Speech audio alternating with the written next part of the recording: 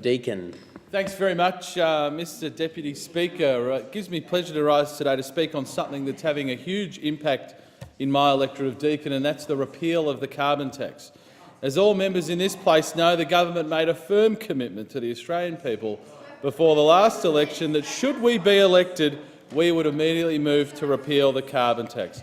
This was a commitment I was proud to campaign when I sought election to this House last year.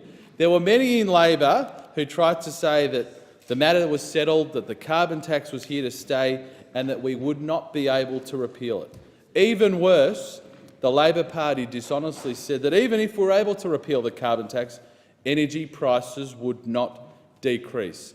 While these predictions of the Labor Party was just as bad as their budgetary forecasts in government. Last week, the Australian Bureau of Statistics released Consumer Price Index data for the September quarter of 2014, the first since the scrapping of the carbon tax. The numbers show that electricity prices had the largest fall since 1980, and in my own state of Victoria, power bills are up to 12.4% lower than they would have been had Labor and the Greens got their way and maintained the tax.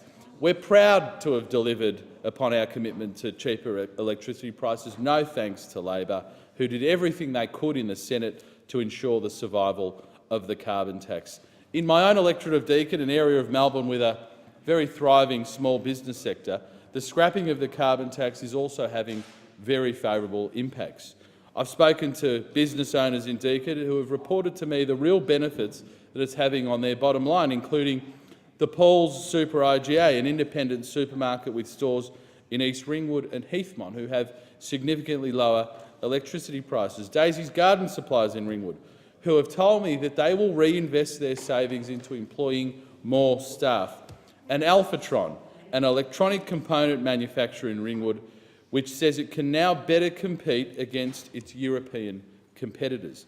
Of course, reduced power prices will almost certainly bring down the cost of a range of goods and services throughout the economy, and as this happens, this will provide further indirect benefits to business and consumers in Deakin and indeed throughout the country.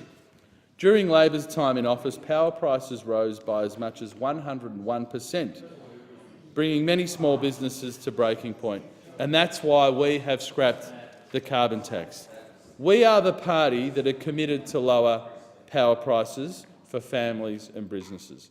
Bill Shorten and Labor want to reverse all of this, and I look forward to the Labor Party going to the next election promising to reinstitute the carbon tax.